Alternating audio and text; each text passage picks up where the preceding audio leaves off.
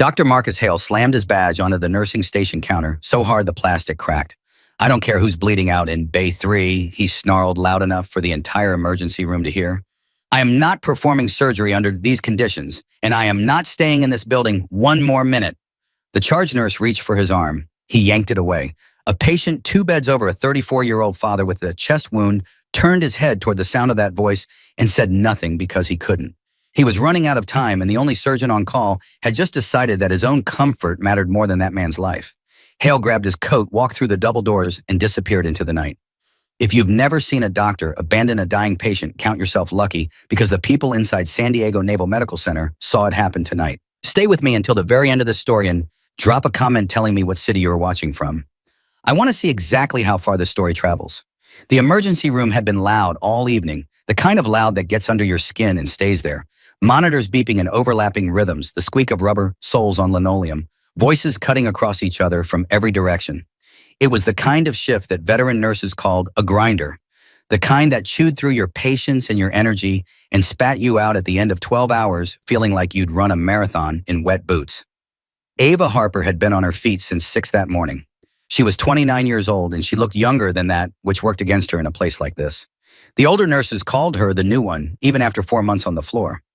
The attendings barely looked at her when they gave orders. She had a face that people described as calm, which in a hospital usually meant people read it as inexperienced, as uncertain as someone who hadn't yet seen enough to be rattled.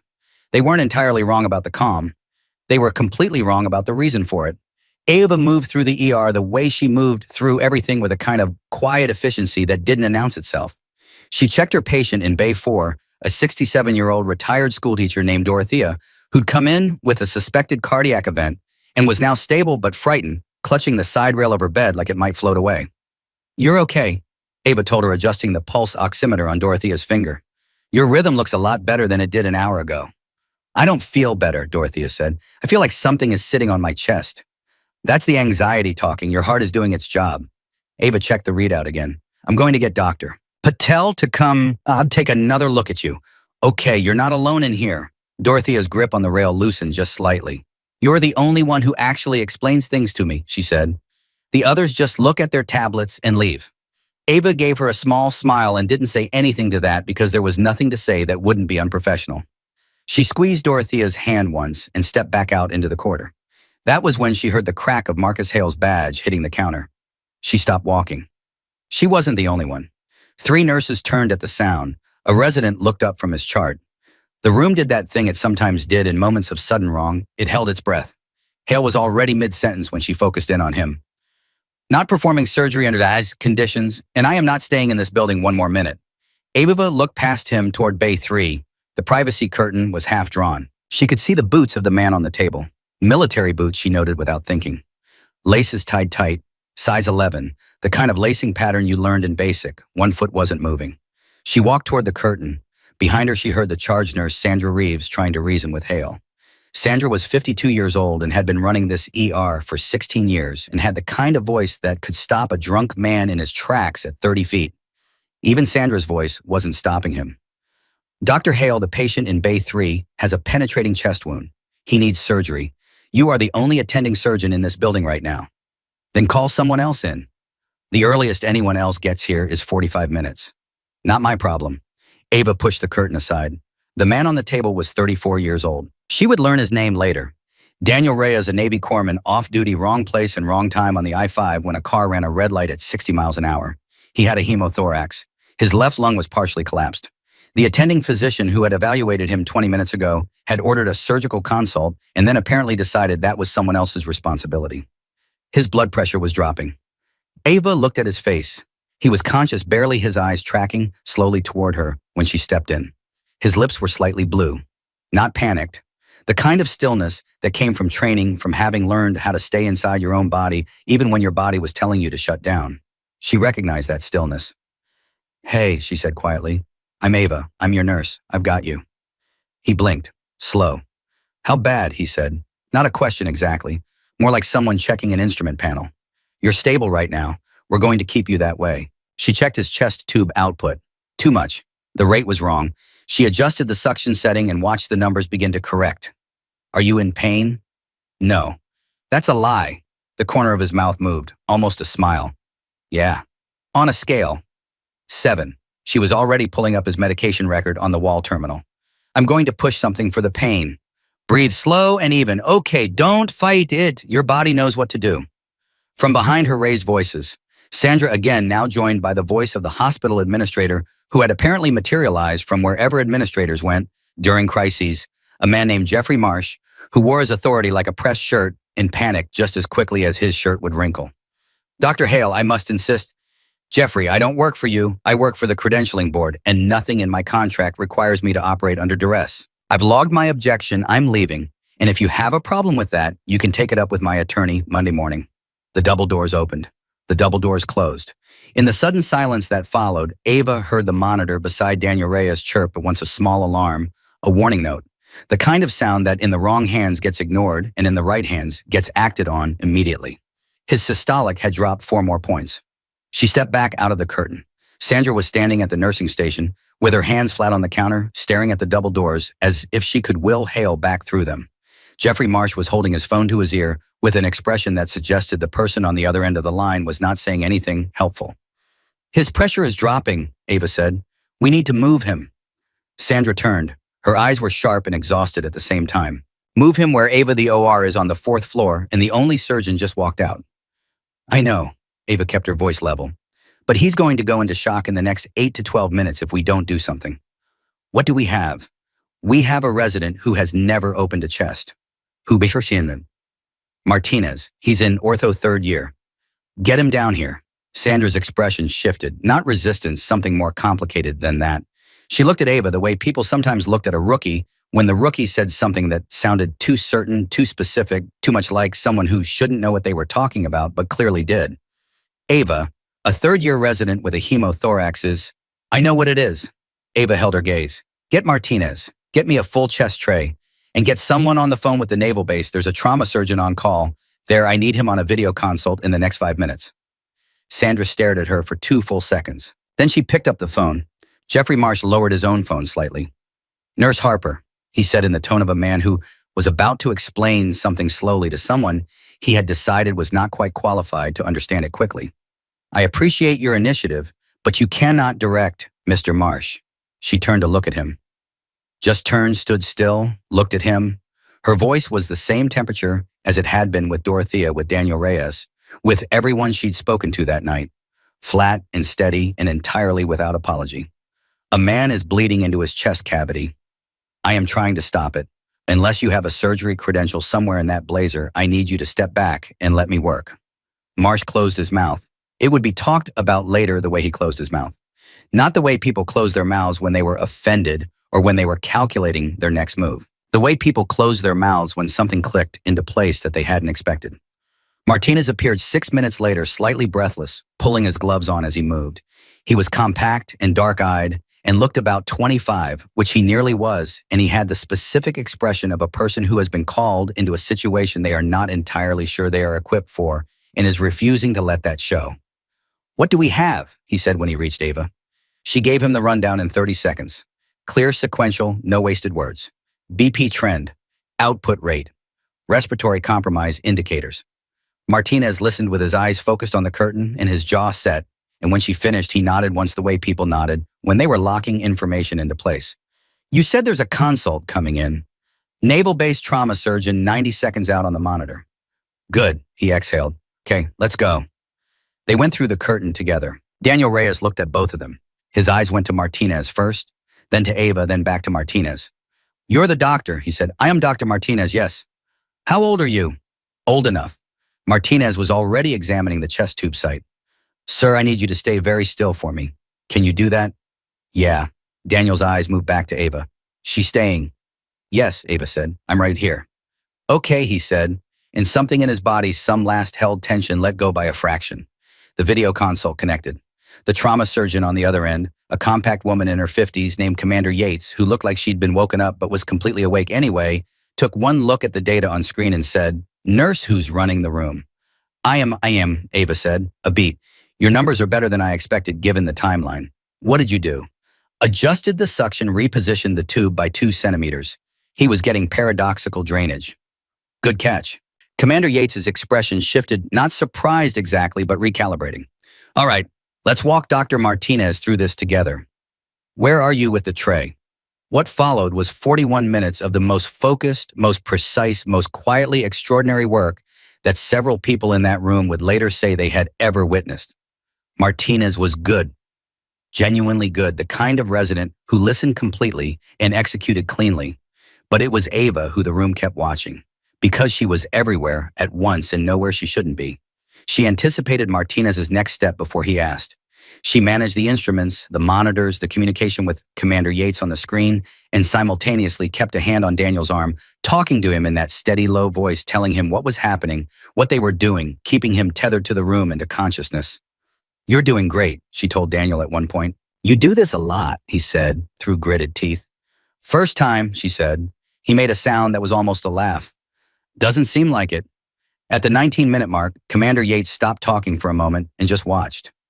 Then she said quietly enough that she may not have intended it to carry, "Where did you train?" No one answered her out loud, but two people in that room, Sandra standing near the door, and Martinez himself, turned to look at Ava with the same expression, the expression of people who had been looking at something for months and were only now seeing what it actually was. Ava didn't look up from what she was doing. "Let's keep the focus on him," she said. At minute 38, Daniel Reyes's blood pressure stabilized. At minute 41, Commander Yates said "good" in a tone that didn't need any elaboration.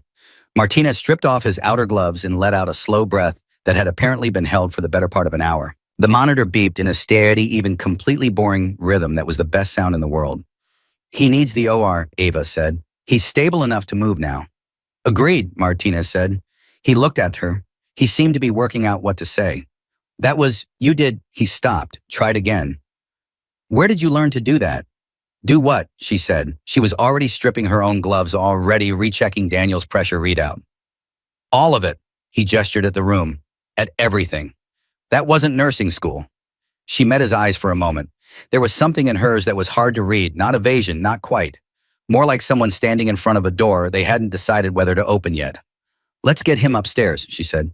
Daniel Reyes was transferred to the OR at 11:14. He would survive. He would lose 2 days to recovery and gain a scar that would be a story he told for the rest of his life. But he would walk out of that hospital on his own feet, which was the only thing that mattered. What came next happened quickly, the way things in hospitals always happened, when the emergency had passed and people had a moment to think again. Jeffrey Marsh reappeared at the nursing station. 3 nurses were gathered near the supply corridor, talking in voices that were barely lowered.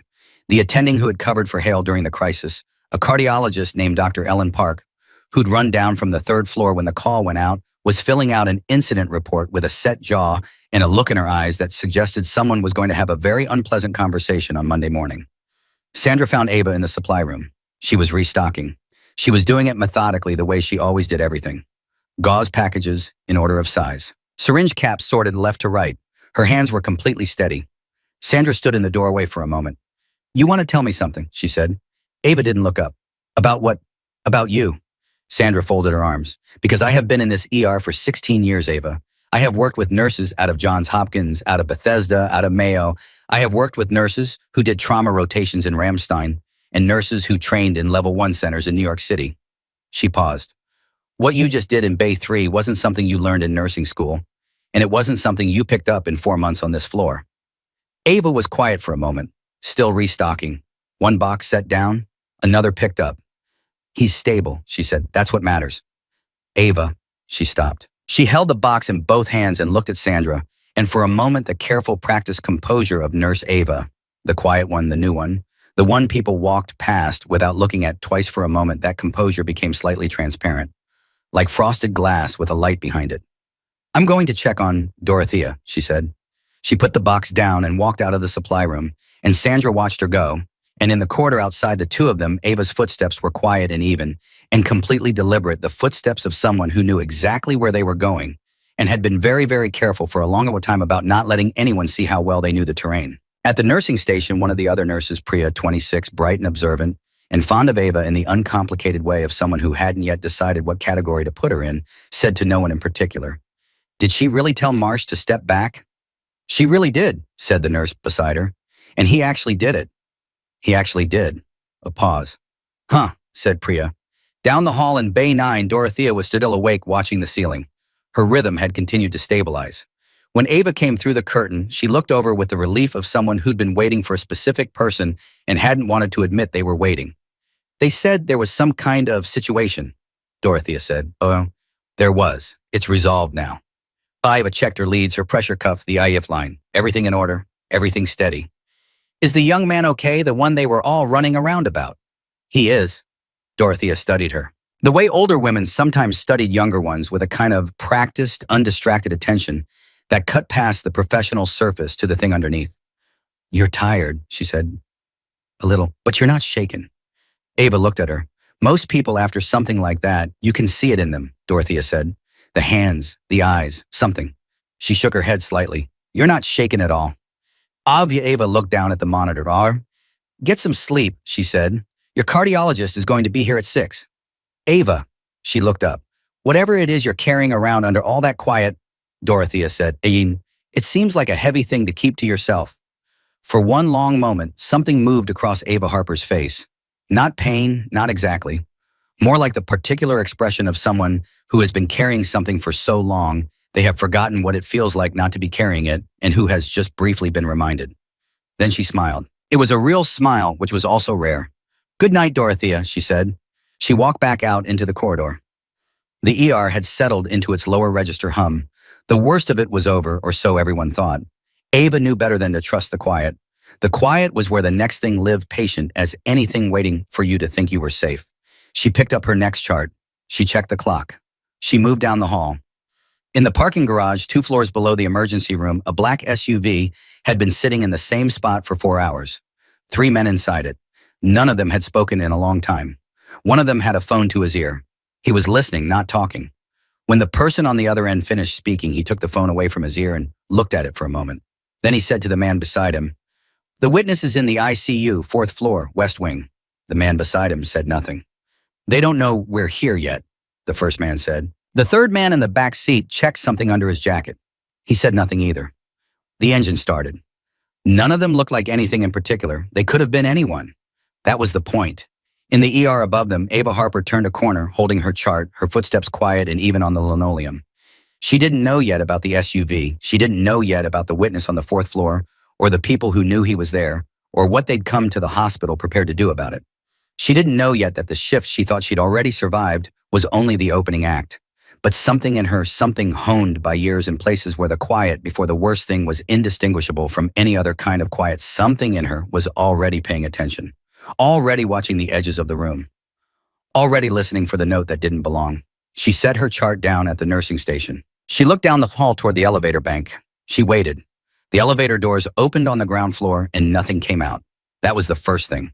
An elevator arriving, doors parting, and the space inside it entirely empty, not unusual on its own, except that Ava had watched those doors the way she watched everything, and she had seen the indicator, light travel from P2 to G in a direct line without stopping, which meant someone had called it from the parking garage and then not gotten on, or had gotten on and gotten off somewhere in between, or hadn't been using the elevator at all and had just sent it up empty to see who was watching.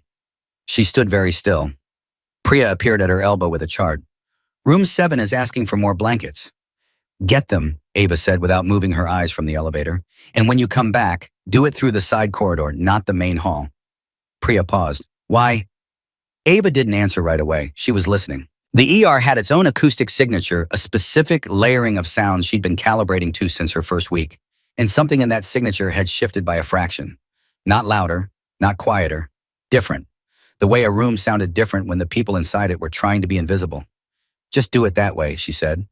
Priya looked at her for one beat, then left without arguing, because something in Ava's voice had closed off the space where arguments lived. Sandra came out of the medication room with a printout in her hand.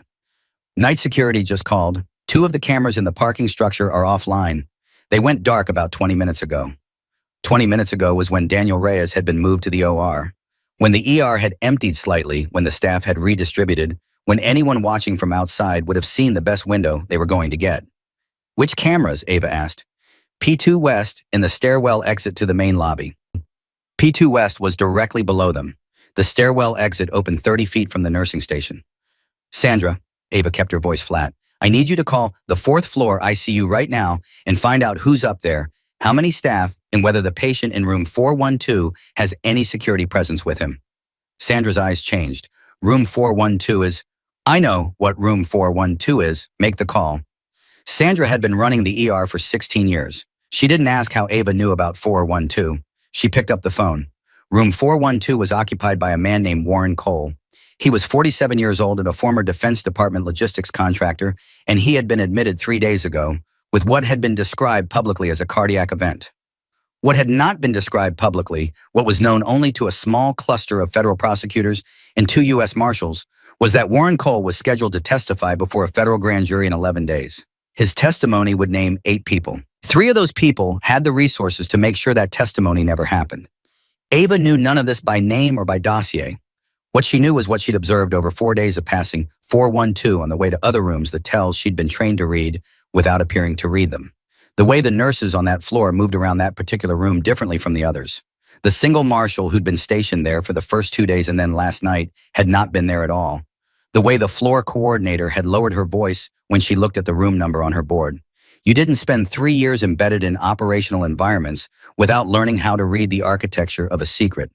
Sandra came back. Her face told Ava everything before her mouth did.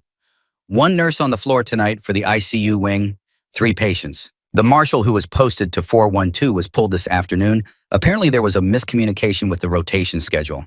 There's no one up there except a sound from the stairwell. Not loud. That was the point. A controlled sound, the specific acoustic signature of a door being opened by someone who was very good at opening doors quietly. Ava had heard that sound in places she had worked hard to leave behind, and her body knew it before her mind had fully processed it because the body remembered things the mind tried to let go of. She was moving before Sandra finished her sentence. Lock down the nursing station, she said, and her voice had changed.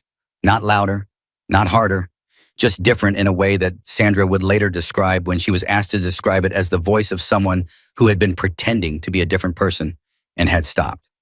Get everyone off the main corridor. Call a code gray, not a code red, not yet. Code gray, and call 911. Ava, what is? Now Sandra. Sandra picked up the phone. Ava moved toward the stairwell door. She was not running. She was walking the way she had walked through every dangerous space she had ever navigated, purposefully quietly with every available sense pointed outward. She went through the door that said authorized personnel and let it close softly behind her. The stairwell was cold and fluorescent and entirely still. She heard breathing 1 floor above her. She heard the specific sound of someone in body armor shifting their weight, a slight creak and manufactured silence around it. More than 1 person. She went up. Not fast, not slow, even.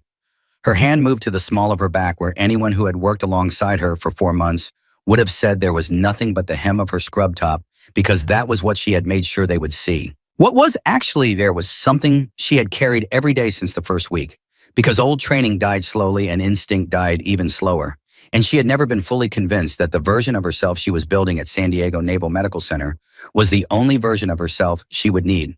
She opened the door to the 2nd floor landing. A man was standing at the other end of the corridor with his back to her, speaking into a radio in a low compressed voice. He was wearing dark civilian clothes. He had the posture of someone who had spent years carrying weight on his shoulders, military or former military. She clocked immediately. Disciplined, probably not improvising. He hadn't heard her. She moved along the wall. East stairwell is clear, he was saying. Alvarez has the lobby. We go in 3 minutes. 3 minutes, she calculated. The 4th floor ICU was accessible by the elevator or the east and west stairwells. If they had someone in the lobby that covered the elevator and the main floor access, which meant they expected to go up uncontested, which meant they didn't know about her, which meant she had approximately 3 minutes of advantage that she was not going to waste. She covered the distance between them in 6 steps, and the man did not get to finish the sentence he had started because she closed that conversation decisively, efficiently, and without any of the hesitation she might have shown 4 months ago. If anyone had been paying the kind of attention to her that would have told them what they should have known from the beginning. He went down. She caught the radio before it hit the floor. She listened. A voice on the other end said, "Bravo, confirm position." She let the silence stretch for 2 seconds. Then she clicked the radio once the non-committal acknowledgement that operatives used when they didn't want to speak because speaking would give away position. She had used it before. She knew the rhythm of it. The voice on the other end clicked back. Accepted. She had bought maybe 90 seconds before they expected another confirmation. She went up. The 3rd floor was medical, surgical, and largely quiet at this hour. Patients sleeping, 1 night nurse at the station, who looked up when Ava pushed through the stairwell door and started to open her mouth.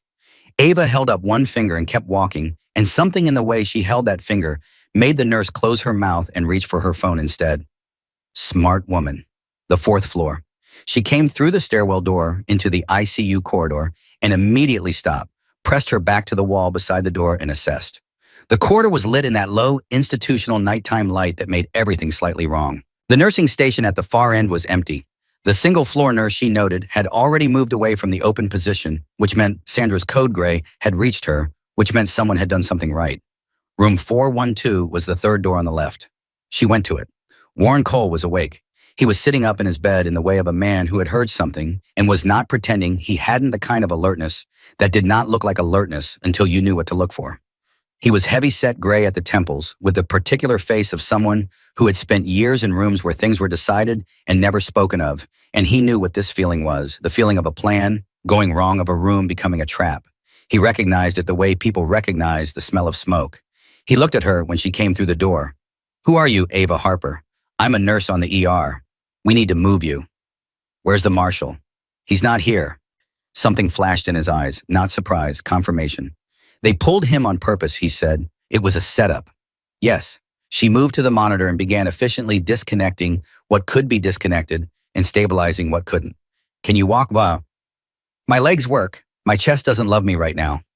"Your chest will have to get over it. How much do you know about what's coming?" He looked at her steadily. "Enough to know I'm the reason it's coming." "Then you understand that staying in this room is the worst option available." "How many?" he said.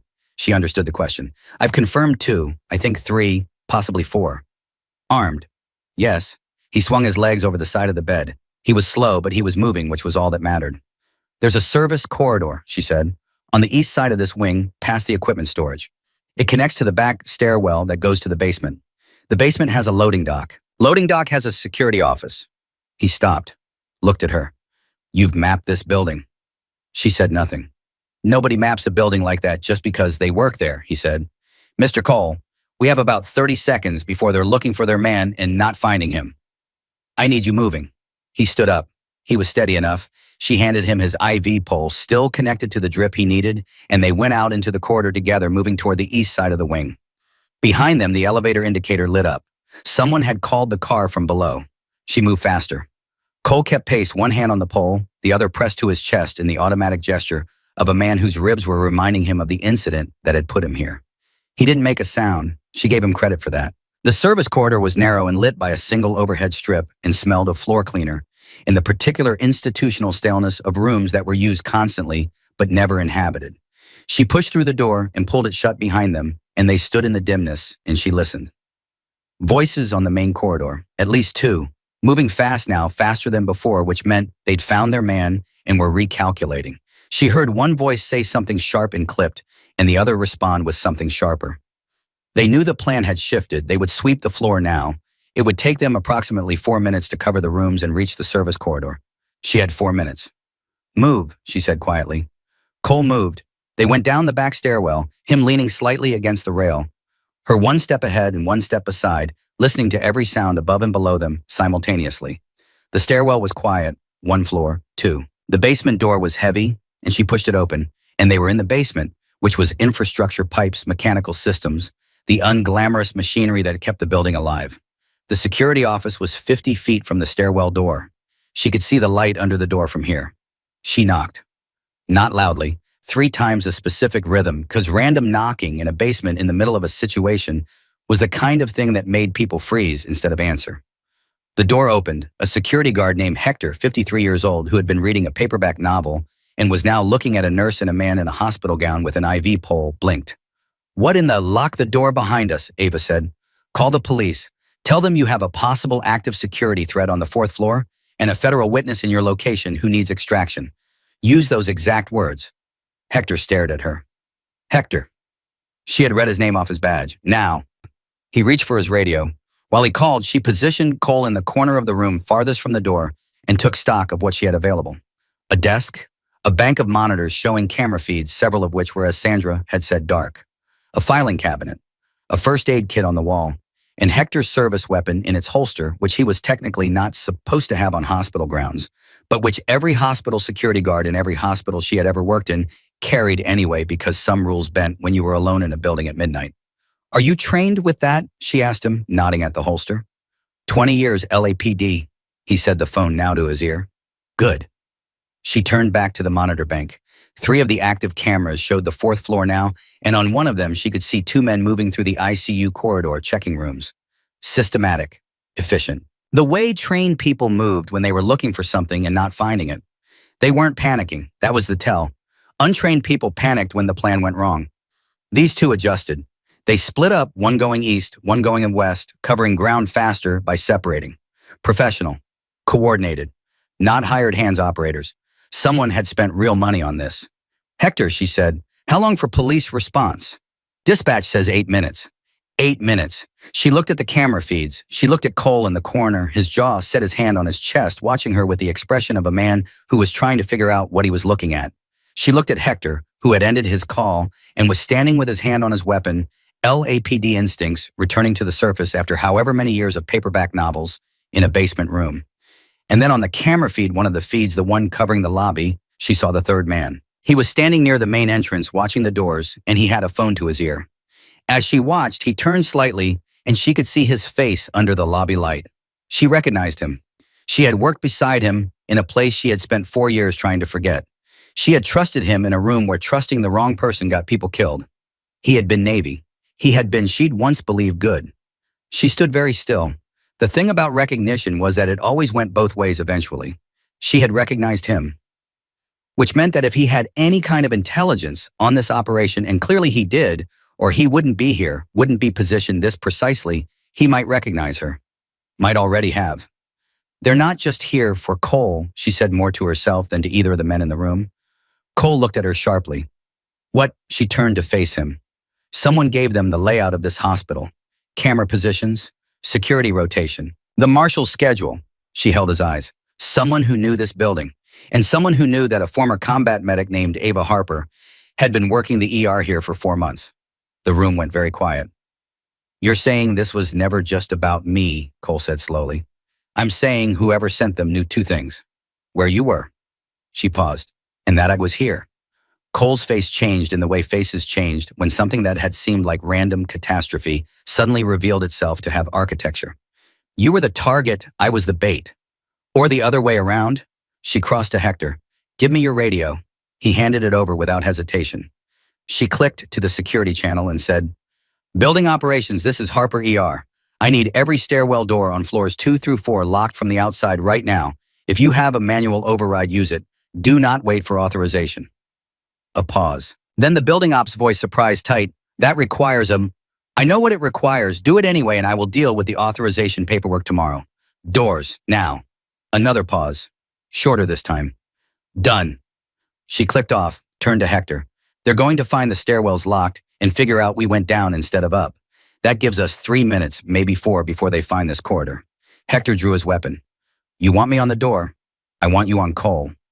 She moved toward the door herself. Where are you going? Cole said. She checked her own weapon. The action was smooth and automatic and entirely without theatrics. And both men watched her do it and understood in that moment with complete clarity that the woman they were looking at was not a nurse who had somehow stumbled into a crisis. She was something else wearing the shape of a nurse, and whatever she actually was, it was exactly what this moment required. I'm going to go shorten our wait time, she said. Cole said, you can't go out there alone. You can't come with me. You're attached to an IV drip and your chest wall is compromised. She looked at him. Stay behind Hector. Don't open this door for anyone. If I'm not back in 8 minutes, the police will be here in 8 minutes. Either way, you'll be fine. And if something happens to you, she looked at him steadily, it won't. It was not bravado. It was the specific, calibrated confidence of someone who had done the math and trusted the results. Cole recognized it. He had seen it before in rooms very different from this one, on the faces of people whose job it was to walk toward the problem when everyone else was walking away. He sat down. He put his back to the wall. He watched Hector take position. Ava opened the door and went out into the basement corridor, and she moved the way she had learned to move in places that did not appear on any publicly available map in the dark, toward the sound of the thing that most people ran from, with 4 months of careful camouflage stripped completely away and nothing left but the person she had actually been all along. The first man came around the corner at the far end of the corridor 30 seconds after she left the security office. He was moving fast, Too fast, which meant he was angry or scared or had been told he was running out of time. Any of those things made a person sloppy. Sloppy was useful. Sloppy she could work with. She pressed herself flat against the pipes along the wall and waited for him to come to her the way patience always worked in the dark. And when he was close enough, she moved, and the encounter was brief and precise and entirely one-sided. The second man heard something. She heard him stop on the other side of the quarter junction. She heard him click his radio once the check-in signal. She held her breath. 3 seconds. The lobby feed. The man she'd recognized. He would be listening now, waiting for a confirmation that wasn't going to come. The second man in the basement said quietly to the dark, "Ramirez." No answer. She heard him begin to back up the instinct of a trained person when confirmation failed, and she moved along the wall, and she was faster than he expected. Fast in the way that people were fast when speed was the thing that had kept them alive across multiple theaters in multiple years. And she wasn't a memory of fast, she was the actual thing. And the second man went down the same way the first had, and the corridor was quiet again. She stood in the middle of the basement and breathed. 2 down, 1 still in the lobby, the one she recognized. The one who might recognize her. Her radio crackled. Hector's voice tight. "Police are in the building. Main entrance." She exhaled. She clicked back. "Tell them the lobby. There's a third man in the lobby. Tell them he's armed and trained and will not come quietly." She waited. From somewhere above her from the lobby, 1 floor up and at the other end of the building, she heard voices. Not gunshots, voices. The specific raised voice cadence of law enforcement announcing themselves, and then after a moment, a different kind of silence. The silence of someone calculating odds and finding them insufficient. She heard the words "hands up" carry through the ventilation system like something out of a film that turned out to be completely real. Then she walked back to the security office and knocked 3 times in the same rhythm as before. Hector opened the door.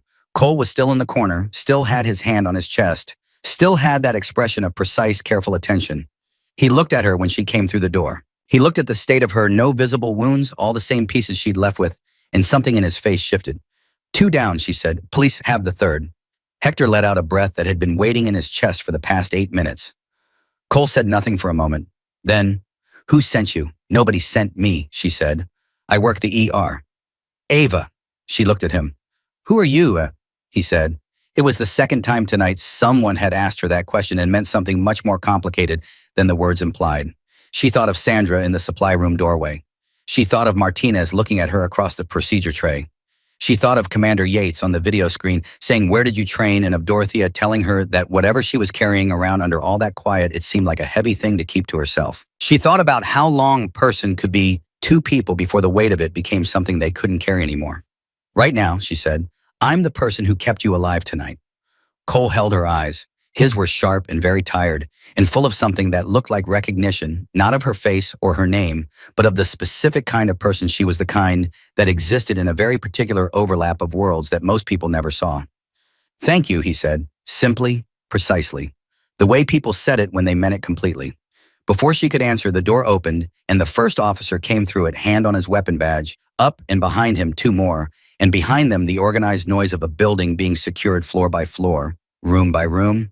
The machinery of a response that had arrived 8 minutes after it was called, which was 8 minutes after Ava Harper had already done what needed to be done. She stood in the middle of the security office and held her hands visible and let the officers do their work, and she was aware in the back of her mind that the part of tonight that had been about keeping people alive was mostly over.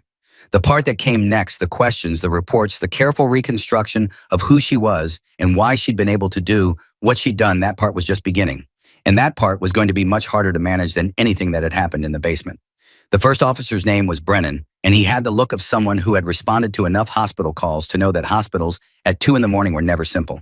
He came through the security office door with his badge up and his weapon half drawn, and his eyes moving through the room in the automatic sweep of a man who had learned to read a space before he read the people inside it. What he found was a security guard with a drawn weapon, a man in a hospital gown attached to an IV pole sitting against the far wall, and a woman in scrubs standing in the middle of the room with her hands visible and her face entirely composed. He looked at her longest. "Harper," he said. "That's me. You the one who called it in?"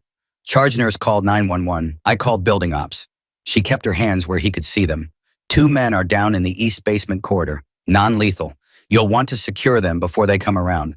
Third man is in the lobby. He's trained, he's armed, and he's the one you want to talk to." Brennan stared at her for a moment with the specific expression of a man recalibrating everything he'd walked in expecting to find.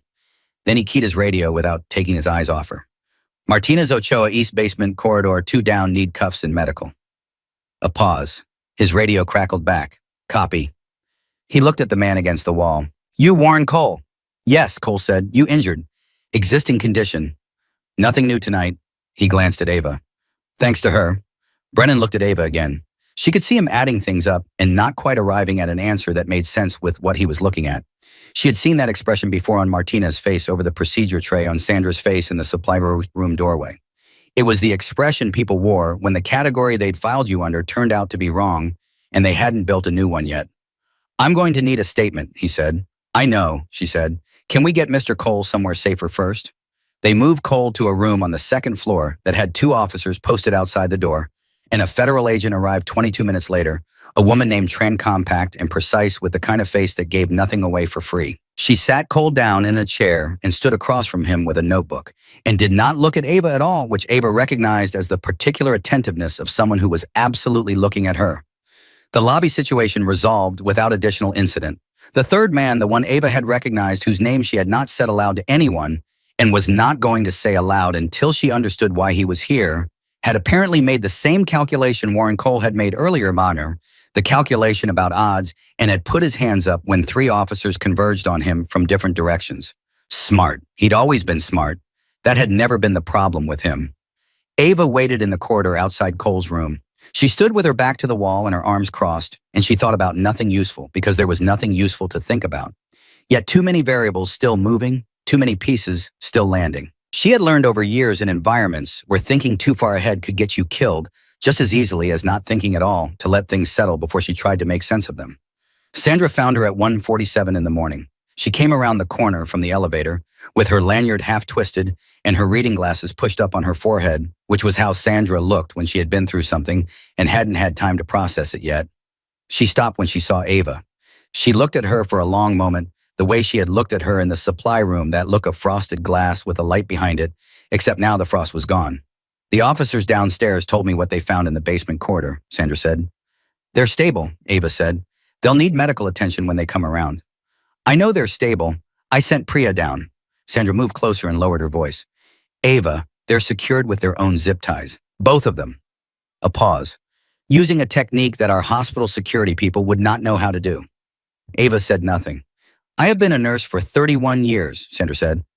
I have worked in trauma centers and level 1 ERs and once briefly in a field hospital in Kuwait before you were old enough to have any business knowing what a field hospital was. I know what trained looks like, and I know what untrained looks like, and I know the difference between someone who has read a lot and someone who had won a lot. She stopped. Who are you? Oh, it was the 3rd time tonight. 3rd person, same question, same weight behind it. Ava looked at her. She thought about the version of tonight that ended with Sandra not knowing anything. She thought about whether that version was still available. She concluded with the same precision she applied to everything that it was not. My name is actually Ava Harper, she said. The rest of it is complicated. How complicated? The kind of complicated that involves people you're not supposed to talk about in places that don't appear on the record. She held Sandra's eyes. I was a combat medic, attached to a special operations unit for 3 years. 2 deployments. After the 2nd one, I was done. I needed to be somewhere that wasn't that. So I went back to school, got my nursing credentials, and came here. Sandra was quiet for a moment. Why here specifically? San Diego is a Navy town. I knew the environment. I knew the culture. She paused. I thought I could be useful without being that. That being the person who just took down 2 armed operatives in a hospital basement. Yes. Sandra absorbed this. She had the gift of absorbing things without making them smaller, taking in exactly what she'd been told, in exactly its full size, and not flinching. The weapon you're carrying, she said carefully, concealed carry permit, legal. I've had it since before I started here. Does anyone in this hospital know? No, ma'am. Does anyone outside this hospital official channels, current channels, know you're here? Ava looked at the floor for a moment, then back up. I think they do now, she said. The man in the lobby, I recognized him. He was part of my unit. She paused. Which means someone who knew where I came from also knew where I was and used that information tonight. Sandra sat down in the corridor chair, the kind of chair that existed in hospital corridors, specifically because people needed to sit down without warning, without a room. So either the whole thing was about Cole and you being here was a coincidence, she said, or it wasn't a coincidence. But you don't know which. Not yet. They sat with that for a moment. Down the hall through the wall, they could hear the murmur of Agent Tran's voice asking Warren Cole something in the patient room. The two officers posted at the door were visible from where they sat. The hospital had settled around its emergency the way hospitals always did, absorbing the crisis into its ongoing structure, folding the extraordinary back into the ordinary rhythm of beeping monitors and rolling carts, and people who needed help regardless of what else was happening. You saved his life, Sandra said. Cole's. Yes. And Daniel Reyes earlier. Martinez saved Reyes. I assisted. Don't do that. Sandra's voice was quiet, but it had an edge. Don't make yourself smaller than you are. I've watched you do it for 4 months, and tonight I finally understand why, but don't do it with me. Not anymore. She looked at her steadily. You saved Reyes. You ran the room. Martinez is good, but he's a third-year resident, and without you, that man goes into shock and doesn't make it to the OR. Ava said nothing.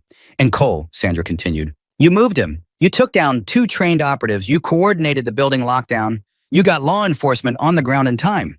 That was you. It was a team. Ava. I know, she said, quietly, honestly. I know. The door to Cole's room opened. Agent Tran came out and pulled it almost shut behind her and stood in the corridor looking at Ava with the neutral expression of someone who had been thinking very hard about something the whole time she was appearing to think about something else. Ms. Harper, she said. Agent Tran. A small pause. You know who I am. You introduced yourself to Cole when you came in. I was 3 feet away. Right. Tran moved closer. She was carrying a tablet now open to something Ava couldn't see from this angle. I've been on the phone with my supervisor for the last 12 minutes. He's very interested in speaking with you. I imagine he is. Before that happens, I'd like to ask you a few questions myself. She looked at Ava with that perfectly calibrated neutrality. The man we apprehended in the lobby. His name is James Decker. He was Navy, SEAL qualified, discharged 18 months ago under circumstances that are currently classified. She let that land. When I showed his photo to the building security footage, he entered the lobby 6 hours ago. Clean entry, nothing on his face, nothing in his hands looked like a visitor. He knew exactly where the cameras were. She paused. The 2 men in the basement were private contractors. Eastern European backgrounds, clean civilian profiles, almost certainly former Eastern Bloc military. High-end hire. Someone spent real money on tonight. I know, Ava said. You recognize Decker? Not a question. Yes. From where Ava considered how much to say and landed on the truth because lying to federal agents in hospitals at 2 in the morning was a bad investment. I served alongside him, special operations attachment, 2 rotations. He was a good operator, trustworthy I thought at the time. Tran typed something on her tablet without looking down at it, which was a skill. And now he's in police custody in a hospital lobby, which tells me something changed.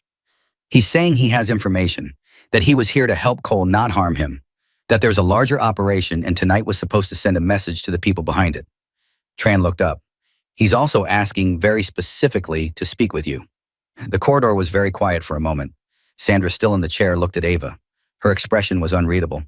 He can't speak with me, Ava said. He says you'll understand why he did what he did. His words.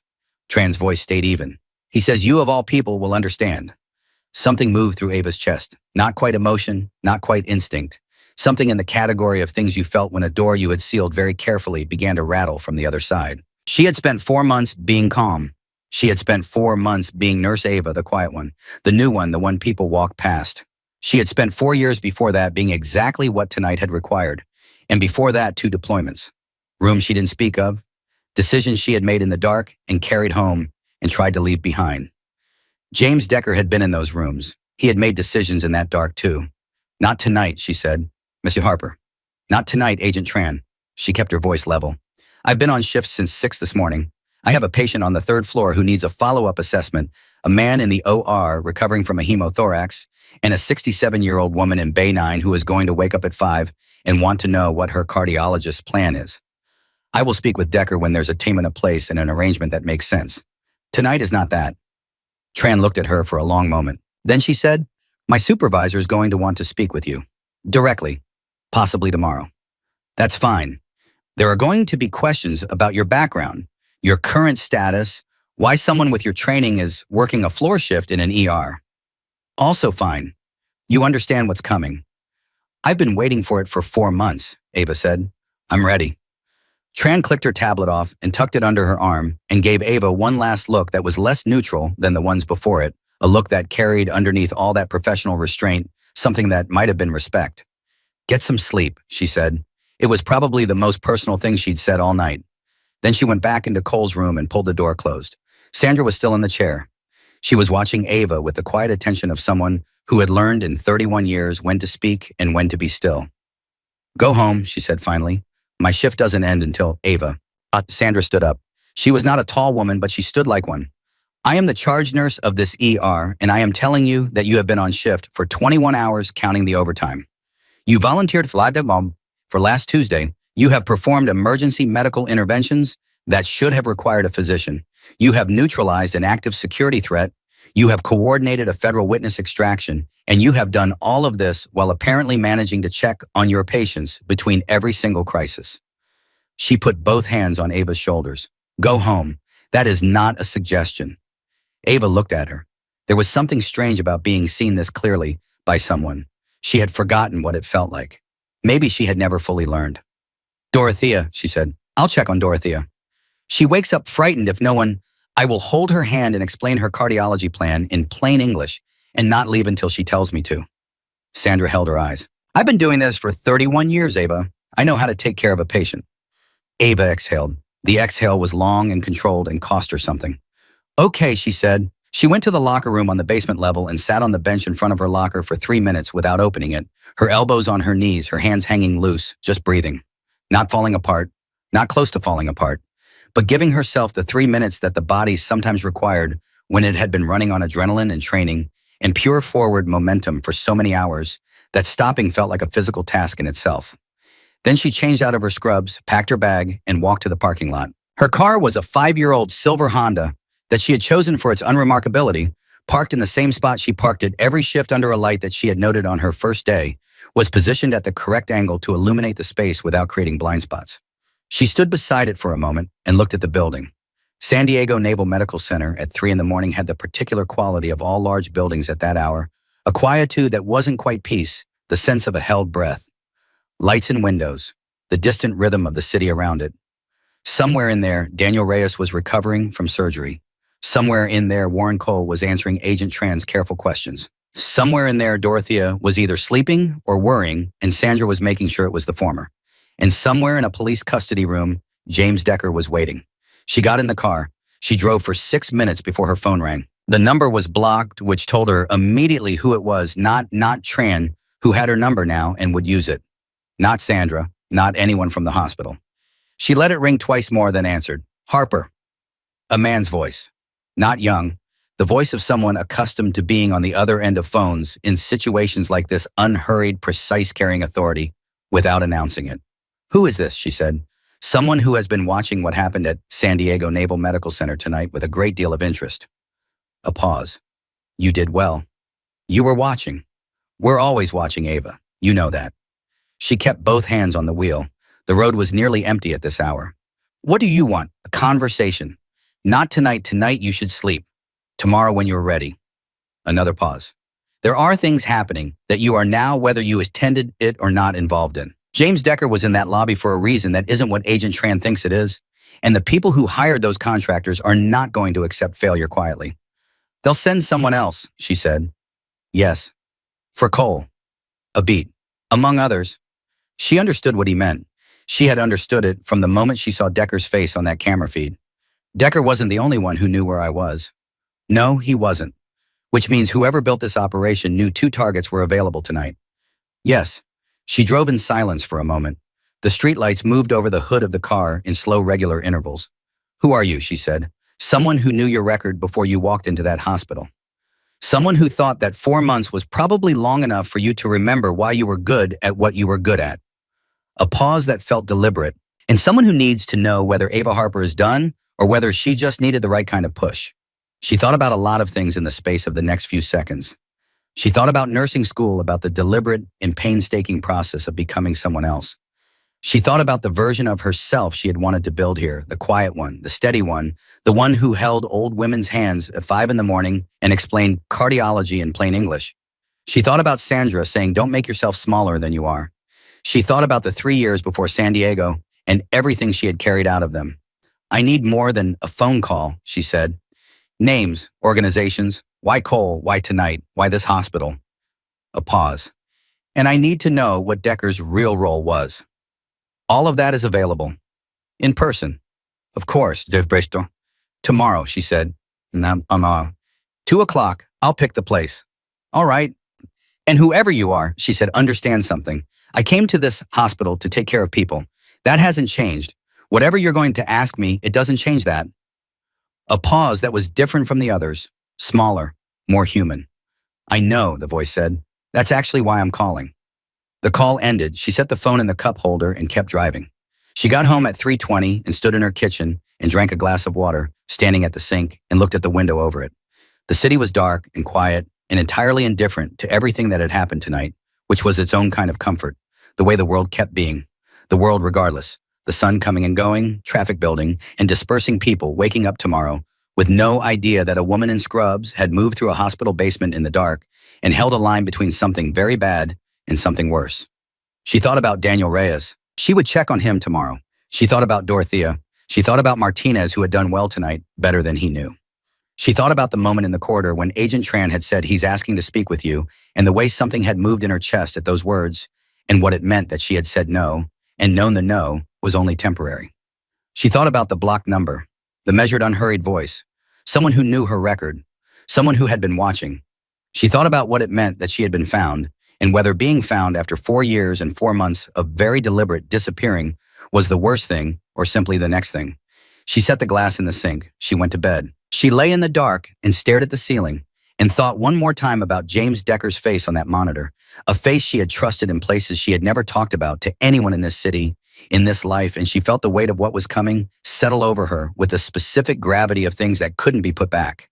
She had spent 4 years building a small, quiet life. She had done it carefully. She had done it with intention. And she had done it knowing somewhere beneath all the careful intention that small and quiet were descriptions she had borrowed rather than earned, and that the thing she actually was had a way of making itself known when the situation required it. The situation had required it, and now the small, quiet life was going to require a different kind of tending. She closed her eyes. Sleep came faster than she expected, which was the gift of a body and mind that had learned through necessity to rest in the spaces between storms, because the storms were always coming and you couldn't meet them empty. At 7:43 the next morning, her phone buzzed with a message from an unsaved number. 3 words. "We found something." She sat up, looked at the message, looked at the morning light moving across her ceiling in long, even bars. Then she got up and started getting ready, because the next chapter of a story you didn't choose to be in had a way of beginning without asking your permission, and the only question worth answering was whether you showed up for it or not. Ava Harper had never once in her life chosen not to show up. The message was still on her phone when she got out of the shower. 3 words, same unsaved number, no follow-up. "We found something." She read it again the way she read everything that mattered, once quickly, once slowly, once more, with the part of her brain that looked for what wasn't being said. What wasn't being said was everything. Who had found it, what it was, whether it was the kind of something that changed the shape of what was coming or confirmed a shape she'd already suspected. She made coffee. She sat at the kitchen table with her phone face down and her coffee getting cold, and she thought about the 2 o'clock meeting she'd agreed to, and the voice on the other end of the blocked call, and the very specific word he'd used, push. Someone who thought that 4 months was probably long enough for you to remember why you were good at what you were good at. Not accident, not coincidence. Push. She turned the phone over and typed back, "Who is this?" Send. The response came in 40 seconds. A name she did not recognize. Below it, an address in the gas lamp quarter. Below that, noon, not 2. Things moved faster than expected. She looked at the clock. It was 8:14. She called the hospital first. She had 3 patients she needed to hand off properly, not because anyone was expecting her to, not because her shift had technically resumed, but because that was how she did things. Priya picked up on the second ring and sounded like she hadn't slept, which was probably accurate. "Dorothea," Ava said immediately. "Awake since 5:30, ate breakfast, asked for you 3 times, then decided you were probably busy saving someone else's life and that she should be patient." A pause, Tom. Her words, Ava, literally her words. Something moved in Ava's chest that wasn't quite a smile but was adjacent to it. Her cardiology consult. Dr. Okonkwo came by at 7. Dorothea made him explain every single thing twice in plain English and then told him his tie was ugly. She's fine. Another pause. Reyes is out of surgery. He's in recovery. They're saying he should be fully ambulatory inside of a week. Good. There are 2 federal agents in the building who want to talk to you. I know. And Marsh called a department meeting for 9 o'clock this morning. He used the phrase protocol review, which in Jeffrey Marsh language means someone is going to be held accountable for something, and he wants to make sure it isn't him. Ava set her coffee cup down. What time did he schedule it? 9 sharp. He specifically asked whether you'd be coming in, which meant either Marsh was planning to make her the example or he wanted her present for reasons of his own. Neither option was particularly appealing, but the second was more interesting. Tell him I'll be there. She arrived at the hospital at 8:50 in the same clean scrubs. She always wore her badge clipped to the same spot. She always clipped it, her hair pulled back the same way. She was aware of the looks. She had been aware of looks all her life, most recently, the specific looks that followed a person through a building that had experienced something significant and was still processing the shape of it. People in the corridor looked at her and then looked away and then looked back. The ER nurses who had been on overnight, the ones who had been there, watched her come through the doors with expressions that ranged from openly curious to something quieter and more complicated. Priya fell into step beside her without being invited. How are you, Fine. You don't have to say fine. I'm actually fine, Priya. Priya considered this. Martinez wants to talk to you. He's been here since 6. He keeps asking if anyone's heard from you. I'll find him after Marsh. The conference room on the administrative floor was the kind of room that announced its own importance through its furniture, a long table, substantial chairs, a whiteboard that had been recently wiped clean. Jeffrey Marsh was already at the head of the table when Ava walked in. He had the look of a man who had spent the night deciding something and was not entirely comfortable with his decision. Dr. Ellen Park was there, the arms crossed. Expression set in the careful neutral of someone conserving energy for when it would matter. 2 people Ava didn't recognize, suits which in a hospital at 9 in the morning meant administration or legal, or both, sat to Marsh's right. Sandra came in directly behind Ava and sat beside her without a word. Marsh cleared his throat. I'll keep this brief, he said, which was what people said when they had no intention of keeping it brief. Last night's events at this facility were extraordinary. We had an active security threat, a compromised federal witness situation, and an unauthorized medical intervention in a critical care scenario, all within the same shift. He looked at Ava. Nurse Harper, I want to be very clear. What you did last night in both the ER and on the 4th floor falls well outside the defined scope of nursing practice at this institution. The room was very quiet. The interventions in Bay 3, Marsh continued, while the outcome was positive, involved procedures that require physician authorization. The basement incident raises significant liability questions, and the decision to move a federal witness without law enforcement coordination.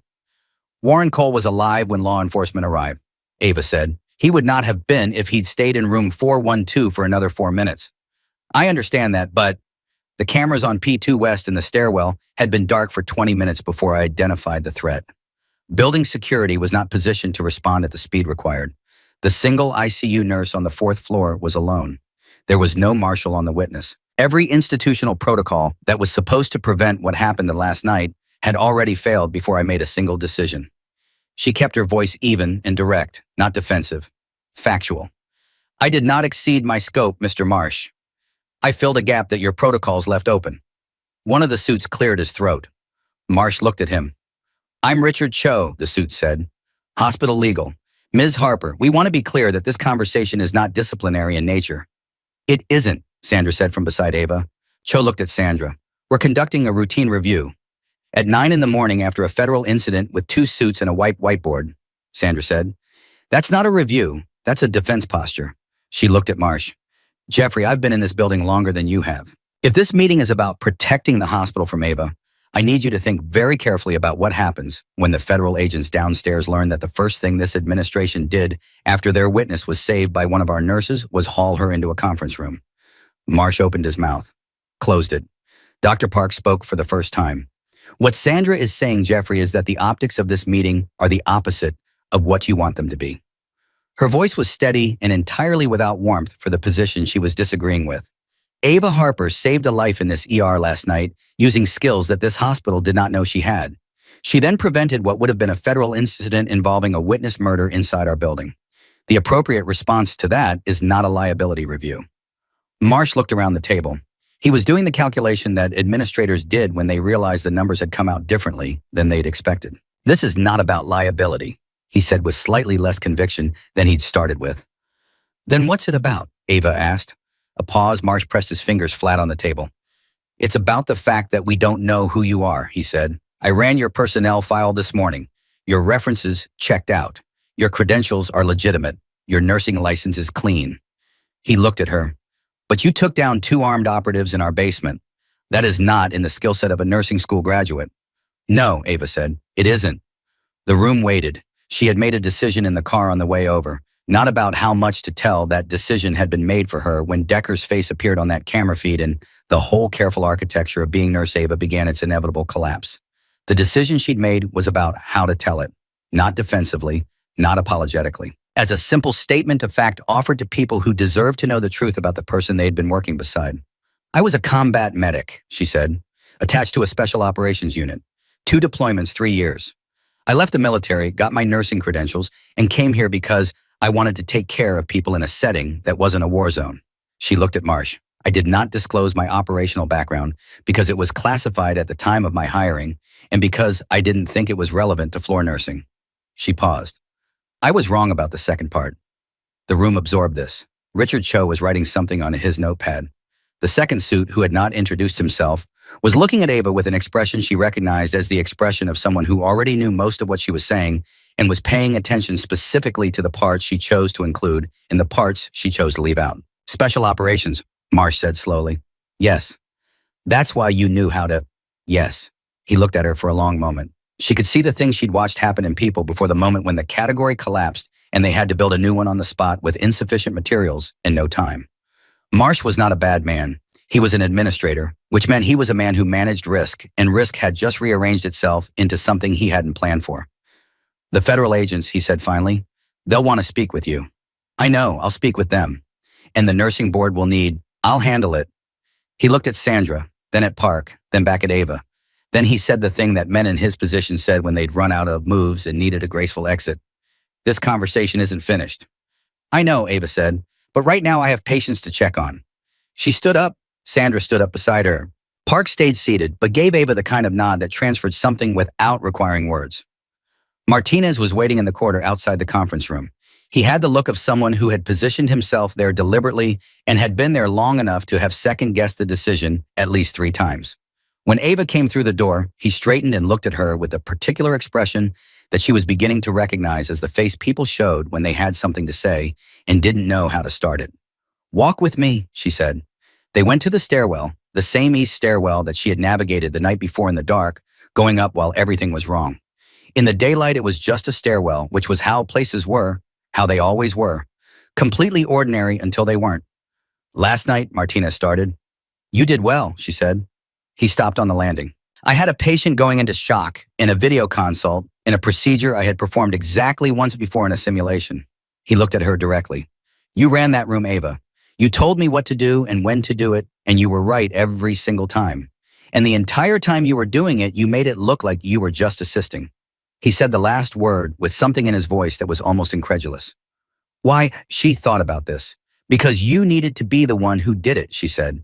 Not me. You needed to build the confidence that comes from having actually performed that procedure on a real person. If I had stepped in front of you and taken over, you'd have watched instead of doing. And the next time, and there will be a next time, you'd hesitate. He was quiet for a moment. That's a very specific way to think about it. It's the right way. You were teaching me, he said, in the middle of an emergency. Every emergency is a teaching moment. That's the only good thing about them. He leaned against the rail. Who taught you? She looked at him. People you've never heard of in places you've never been. She said it without harshness. The important thing is that it got passed on. That's how it's supposed to work. He absorbed this. Then, are you in trouble with Marsh with the review? No, she said, and then with more honesty, not the kind that matters. Is there other trouble? She considered how to answer that. There are things in motion that started last night and aren't finished yet. I'm dealing with them. She looked at him steadily. You don't need to be part of it. You need to be on the floor doing your job and doing it well, which you are. He pushed off the rail. He was going to say something else, she could see it forming, and then he changed his mind and said instead, if you need anything, okay, whatever it is, I know I'm just a resident, but You're not just anything, she said. Go check on Reyes. He went. She stood in the stairwell for 30 seconds by herself. Then she went down. The gas lamp quarter at noon was loud and bright and full of the particular midday energy of a city going about its business at full volume. The address she'd been given was a coffee shop on a side street, not a quiet corner, notably not the kind of place a clandestine meeting happened in movies. A busy public visible place where two people sitting at a table looked exactly like what everyone around them was doing. She saw him before she reached the door. He was already seated, which told her he had arrived early and taken the corner position with sightlines to both entrances, which told her everything she needed to know about his own background. He was perhaps 60 gray and unhurried, wearing civilian clothes that fit him with the slight wrongness of someone who wore a uniform for long enough that civilian clothes never quite sat right afterward. She sat down across from him. Ava Harper, he said, you already know that. I wanted to say it out loud. He turned his coffee cup slowly with both hands. My name is Gerald Ferris. I'm retired DIA, Defense Intelligence Agency. I've been in private consulting for the last 4 years. He held her eyes. I've been watching your files since about a week before you were hired at Naval Medical. Why, how have you been? Because someone else was watching it first, and we needed to know why. She kept still, watching. Warren Cole's testimony. Ferris said names 8 people in a procurement fraud operation that has been running inside defense contractor networks for 11 years. 3 of those 8 people have direct connections to the intelligence community. One of them has connections to the unit you were embedded with during your second deployment. The table between them felt very narrow suddenly. Who, she said. A man named Philip Garrett. He was a civilian analyst attached to your unit for about 8 months. Do you remember him? She remembered him. Thin, methodical, always just slightly outside the room's main conversation watching. She had registered him the way she registered everything cataloged, filed, retrieved now, at the mention of his name with the specific clarity of a memory that had been kept cold. He was logistics intelligence, targeting support. He was also during that period passing asset locations to private contractors who were competing for the same operational theater. Nothing that got anyone killed. Nothing traceable, but profitable. Ferris paused. When Cole's testimony became a known quantity, Garrett's network began identifying pressure points. People who had been in proximity to Cole at any stage. People who might be in proximity to him now. People who might complicate the situation. And someone in that network found me, Ava said. James Decker found you, Ferris said. And here's where it gets complicated. He wrapped both hands around his cup. Decker didn't find you for Garrett. Decker found you because he knew Garrett's people were looking and he wanted to get to you first. She looked at him. Decker left the Navy because he found out about Garrett, Ferris said. He'd been building a parallel case for 8 months. He knew about Cole's testimony. He knew Garrett would move against Cole, and he knew that if you were at that hospital, Garrett's people would use you as a secondary pressure point, either to get to Cole through you or to create a situation that would discredit Cole's testimony by making the hospital incident look chaotic and uncontrolled. He paused. Decker went into that lobby last night to stop Garrett's contractors, not to lead them. The coffee shop noise continued around them, entirely indifferent, someone ordering at the counter, someone laughing 2 tables over the city, doing what cities did. He let himself get arrested, Ava said. Yes, because it was the cleanest outcome once he realized you had already handled the situation. Getting arrested put him in custody, which put him in front of federal agents, which gave him a channel to deliver what he's been building for 8 months. Ferris looked at her. The information he passed to Agent Tran this morning is significant. Significant enough that 2 of Garrett's 8 people are going to be in federal custody before the end of the week. She thought about Decker on the camera feed, the man she had trusted in places she didn't talk about, the man she had looked at last night and felt something move through her chest that wasn't quite fear and wasn't quite anger and was something more complicated than either. He should have told me, she said. If he knew Garrett's people had found me, he should have made contact. He tried 3 weeks ago. Ferris reached into his jacket and set a small envelope on the table between them. This was mailed to a P.O. box you haven't checked since you moved to San Diego. She looked at the envelope. Her name was on it in handwriting she recognized without wanting to. She didn't pick it up yet. What does it say? She asked. I don't know. It's sealed. It's yours. He left it there.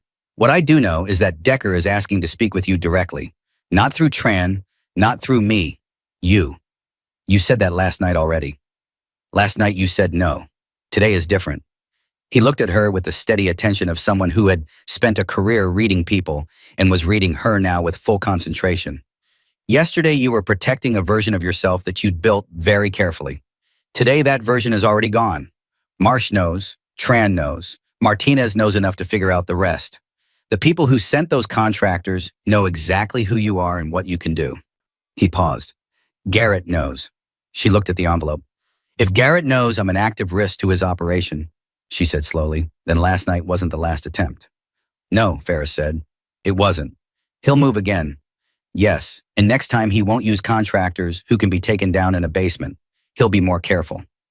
Ferris leaned forward slightly, which is why what Decker has built matters, and why what you know from your time embedded with that unit from your proximity to Garrett matters too. She sat with that, outside a car horn, someone's phone ringing, the ordinary percussion of a city that didn't know and didn't need to know what was being said at this corner table. I came to San Diego to be a nurse, she said. I know. That wasn't a cover story. That was a choice I saw. I know that too. Ferris didn't move, didn't push. He had the patience of someone who understood that the most important decisions were made in silence, and that filling silence was the mistake most people made. Nobody is asking you to stop being a nurse. Nobody is asking you to go back to anything you left. Then what are you asking? I'm asking you to talk to Decker. Hear what he has. Help us make sure that what Cole is about to testify to lands the way it needs to land, and that Philip Garrett doesn't have the chance to destabilize it. He held her gaze. And I'm asking because you're the person in the best position to do it, not because of what you were, because of what you chose to be and where you chose to be it. She picked up the envelope. She turned it over once in her hands and set it back down and looked at it. If I do this, she said, it doesn't interrupt my patience. It doesn't pull me off the floor. It doesn't become the thing I am again instead of one of the things I am. Agreed. And Decker answers my questions before I answer his. That's between you and Decker. It's a condition. Ferris looked at her for a moment. Then, all right. She picked the envelope up again and put it in her jacket pocket. Where is he, Pari? Federal holding. Tran can arrange access this afternoon if you're willing. She looked at the window, the street outside, a woman walking a dog, a man reading something on his phone without looking up. The whole vast, ordinary afternoon of a city that kept being itself regardless. Call Tran, she said. She got up, left money on the table for the keefy she hadn't ordered, and walked out into the midday noise of the city. She walked a block before she stopped and took the envelope out of her pocket and opened it. Inside was a single folded sheet. Decker's handwriting, which she remembered from mission briefs filed in rooms she wasn't supposed to talk about. It said, I know you're going to say I should have warned you sooner. You're right. I should have. I didn't because I didn't want to be the thing that pulled you back. But Garrett has a secondary target, Ava. Not Cole, not you, someone inside that hospital who has been feeding him information for 6 months. Someone you trust. You need to know who it is before they do something that can't be undone. She folded the paper, put it back in her pocket, kept walking. The afternoon was warm and the city was indifferent, and somewhere in a federal holding room, James Decker was waiting. And inside San Diego Naval Medical Center, a man named Philip Garrett had a source she trusted, and everything Ava Harper had built in 4 months of careful, deliberate, quiet life was going to have to hold its shape under a pressure it had never been designed to bear. She thought about Dorothea, who had told her that whatever she carried under all that quiet seemed like a heavy thing to keep to herself. She thought about Sandra, who had said, don't make yourself smaller than you are. She thought about Martinez saying, if you need anything. She thought about what it meant to have people who saw you, really saw you, and whether that was something you protected or something you used. She took out her phone and called Tran. Tran picked up on the first ring, which told Ava she'd been expected to call. I need to see Decker, Ava said. Today. I know, Tran said. How soon can you get to the Federal building on Front Street? An hour. I'll have him in an interview room. A pause. Harper, whatever he tells you in there, I need it on record, not a private conversation. On record. Understood. And I need you to understand something else before you walk in. Tran's voice dropped slightly. His attorney arrived this morning. Decker hasn't used him once. He's been sitting in that room for 14 hours waiting specifically for you. Not for a deal, not for reduced charges. For you. Another pause. That's either loyalty or leverage. I don't know which yet. I'll find out, Ava said. That's why I'm coming. She walked back to her car. She sat behind the wheel and took Decker's letter out of her pocket and read it one more time. Someone you trust. Someone inside that hospital who has been feeding him information for 6 months. She thought about who that could be. She built the list the way she built every list, starting with access, then with proximity, then with motive. Access to Cole's location, to the Marshal rotation schedule, to the camera positions, to the specific layout of the ICU corridor. That narrowed it considerably. Motive narrowed it further. She didn't let herself land on a name yet. Not until she'd heard Decker. The federal building on Front Street was the kind of building that existed to be taken seriously, and it succeeded at this without effort. Tran met her in the lobby and walked her through security with the brisk efficiency of someone who had done this many times and was not interested in the ceremonial aspects of it. They went up 2 floors and down a corridor, and Tran stopped outside a door with a small, reinforced window in it. 5 minutes before you go in, Tran said, I want you to know what we have so far. The 2 contractors from the basement, Vasek and Morin, both lawyered up immediately. No cooperation. But their phones are a different story. Encrypted, but our tech people are through the first layer. There's a communication chain that goes back 4 months, coordinated through a relay account that traces to a server in Cyprus. She looked at Ava directly. The relay account received hospital-specific information, patient locations, security schedules, staff assignments. She paused. Including your personal schedule, shifts, start times, break patterns, locker room location. Ava kept her face even. Someone was building a file on me. Yes, and feeding it in real time. Tran held her eyes. Whoever the source inside the hospital is, they've been watching you specifically for at least 16 weeks, since roughly your 3rd week on the floor. 3rd week, she had been finding her feet, learning the ER layout, introducing herself to the staff for the 2nd and 3rd time because that was how new people got remembered, figuring out which attendings to approach and which to give space, becoming deliberately and carefully Nurse Ava. Someone had been watching that process, reporting it, filing it away for a man named Philip Garrett, who had spent 11 years making money off secrets and was not going to let a federal grand jury undo that without a fight. Go ahead, Tran said. I'll be watching through the glass. Ava opened the door. James Decker looked exactly like the person she remembered and nothing like the person she remembered. The frame was the same broad shoulders, controlled posture, the particular physical economy of someone trained to make no unnecessary movement. But the face had 14 hours of federal holding in it, and before that, clearly months of something that had cost him sleep and comfort and whatever peace he'd managed to build after leaving the Navy. He looked up when she came in, and his expression did the thing that faces did when they had been waiting a long time for something, and it finally arrived. Ava, he said. She sat down across from him. She didn't say his name back. She set her hands flat on the table and looked at him, and waited because she had learned that silence was the most efficient tool in most rooms, and this room was no exception. He held her eyes for a moment. Then he said, I'm sorry I didn't warn you sooner. You said that in the letter. I mean it more in person. I know you do. She kept her voice level, not cold, just even. Tell me about Garrett. He did. He talked for 22 minutes without stopping, the way people talked when they had been holding something for a long time and the holding was finally over. He told her about finding the first discrepancy in the targeting data during his last operational period, a coordinate that had been passed to a private contractor 12 hours before the official operation order, which should have been impossible, and which was the kind of impossibility that could only mean one thing. He told her about the 8 months after his discharge, the sourcing the building of the parallel case, the contacts he'd made inside DIE and outside it. He told her about Cole, about the testimony, about tracking Garrett's response to the news that the grand jury had been convened. And then he told her about the source inside the hospital. Ava sat very still. You're sure, she said. I'm sure.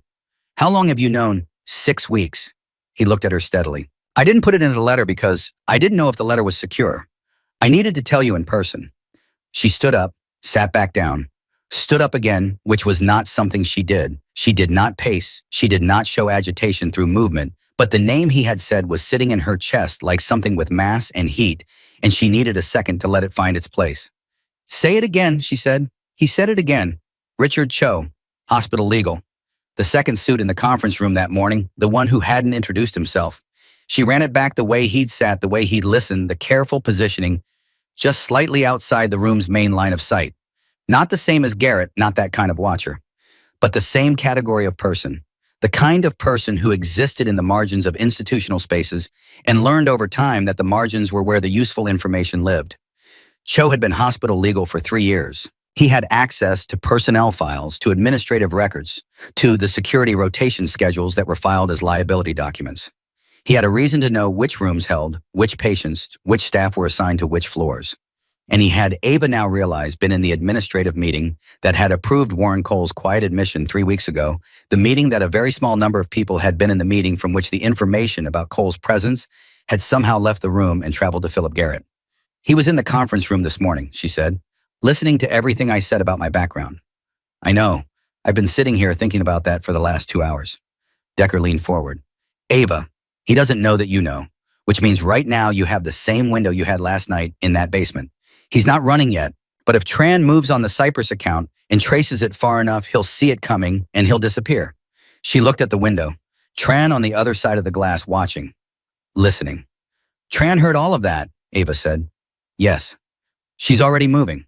As if on cue, the door opened and Tran came in with her tablet under her arm, and her jaw set in the way that meant that she had already made several phone calls in the last 60 seconds and was about to make several more.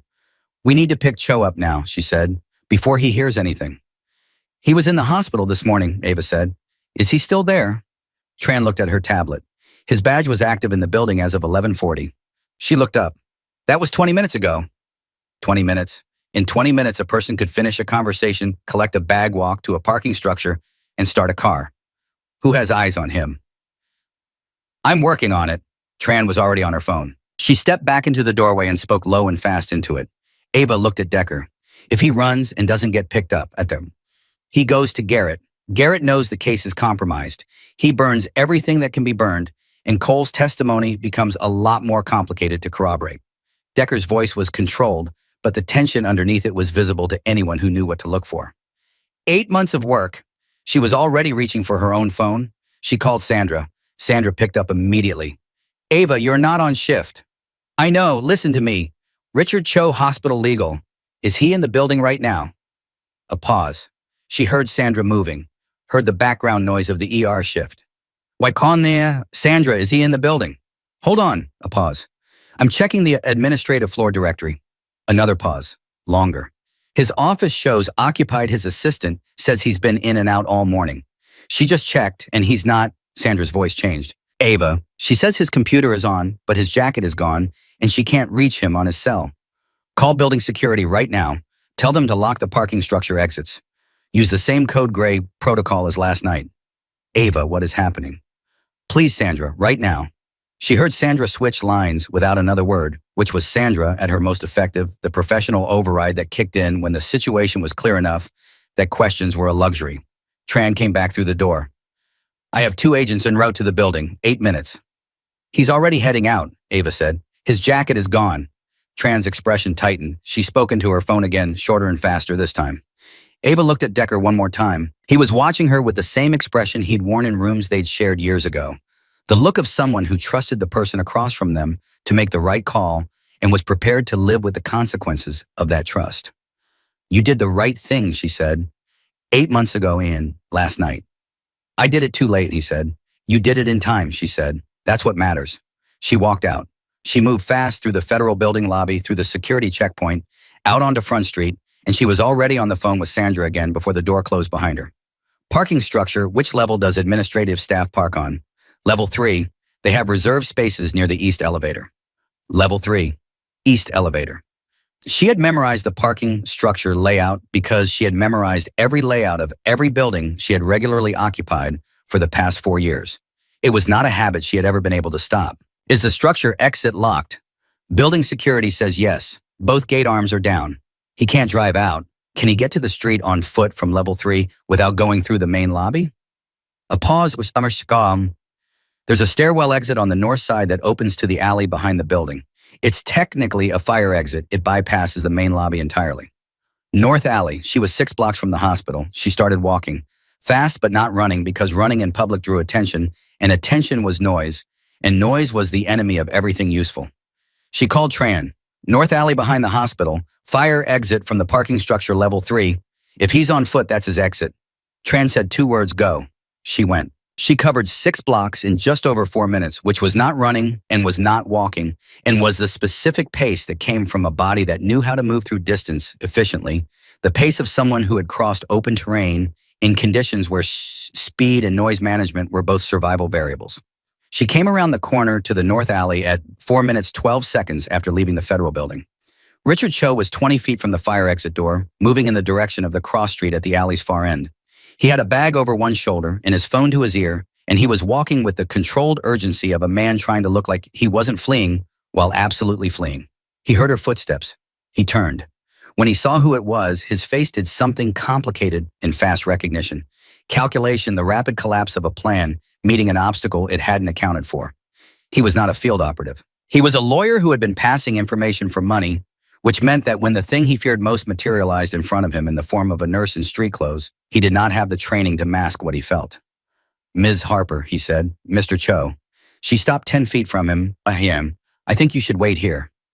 He looked past her toward the alley entrance, as looking for a route. She could see him doing it, the assessment, the measurement of angles, the question of whether he could get around her or past her, or whether there was a path she hadn't covered. "I know what you're doing," he said, and his voice was steadier than his face. "Give him credit for that. You can't detain me. You're a nurse." "I know I can't detain you," she said. "I'm not trying to detain you. I'm asking you to wait." "For what?" "For the federal agents who are 2 minutes away." She held his eyes. "Richard, it's over. The Cyprus account is open. The communication chain is documented. They have your badge logs, your administrative access records, and 4 months of data transmissions that lead back to you through 3 relays." She paused. "Running doesn't change any of that. It just adds a charge." His jaw worked. The phone was still in his hand, not to his ear, now just held the way people held things when they needed something to grip. "You don't know what Garrett is capable of," he said. His voice had changed. The steadiness was still there, but something had come into it that hadn't been there before.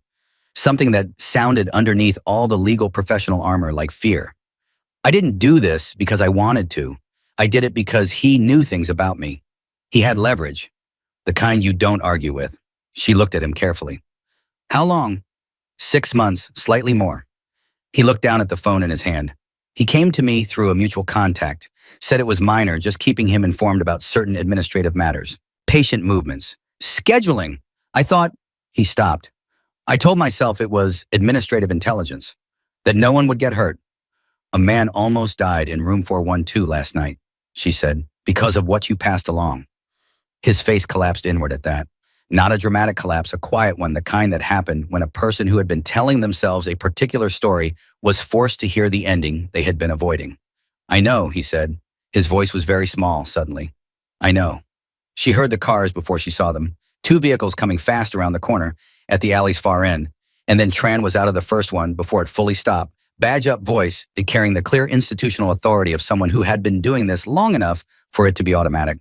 Cho didn't run. He stood where he was and let Tran reach him, and he said nothing except yes. When she asked if he understood his rights, and he looked once at Ava with an expression that she would think about later. Not asking for anything, not blaming anything, just the look of a man who had arrived at the place he'd been moving toward for 6 months and found that arriving was its own kind of relief. She stepped back and watched the agents do their work and stood in the alley with the afternoon city noise around her and felt the specific quiet of something finished. Not the quiet of peace exactly, but the quiet of a problem that had stopped moving. Her phone buzzed. "Sandra," she answered.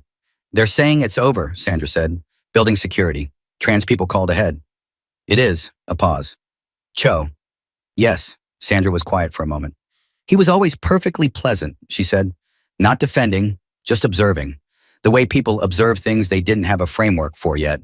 He brought muffins to the administrative meetings." "I know," Ava said.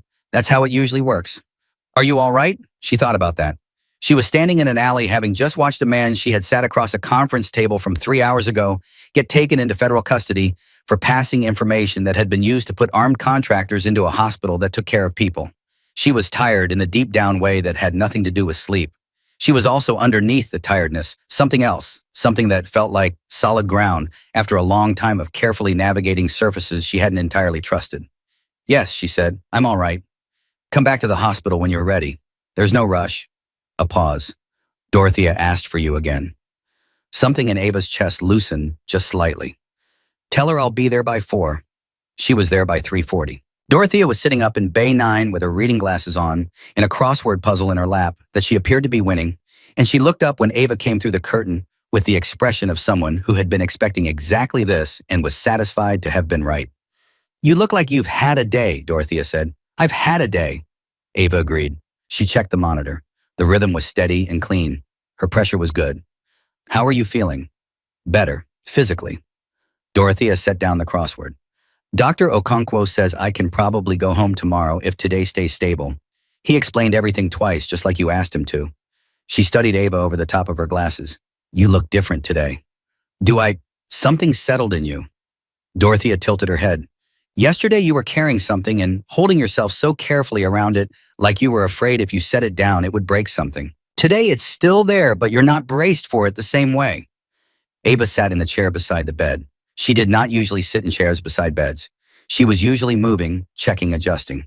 But she sat down now and looked at this woman who had read her in the space of one night more accurately than most people managed in years.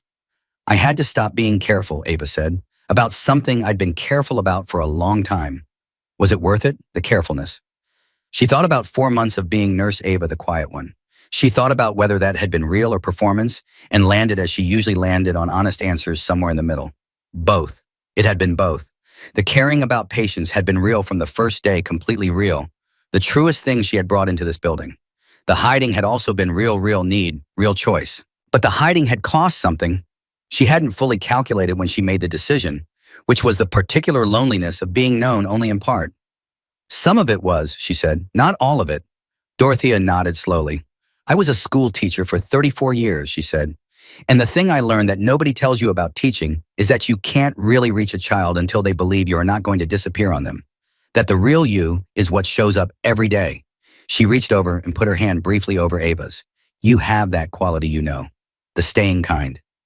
Ava looked at her. The staying kind. People who stay, not because they have to, because they decided to. She patted Ava's hand once and withdrew. That's rarer than most people know. The rest of the afternoon moved the way afternoons moved after a storm had passed, with the particular quality of resumed ordinary life, the world going on being itself patients, needing things, nurses providing them, the ER doing what ERs did. Ava checked on Reyes in recovery at 4:30. He was awake and alert and had already made 2 jokes at the expense of his IKEV line, which she took as a good sign. You're the one from last night, he said when she came in. The nurse. Ava Harper. They said a resident saved my life. Martinez performed the procedure, she said. He looked at her with the same careful attention that people who had served looked at each other, with the reading of the face, the posture, the particular quality of someone's stillness. But you ran the room, he said. She didn't answer directly. You're going to have a good recovery, she said. Full lung function. 6 to 8 weeks before you're back at anything strenuous. I've had worse timelines. He kept watching her. What branch? She looked at him. I recognize the look, he said. Army, Navy, she said. Medic. He nodded, one veteran to another, the nod that said enough without requiring elaboration. Thank you, he said, for staying in it.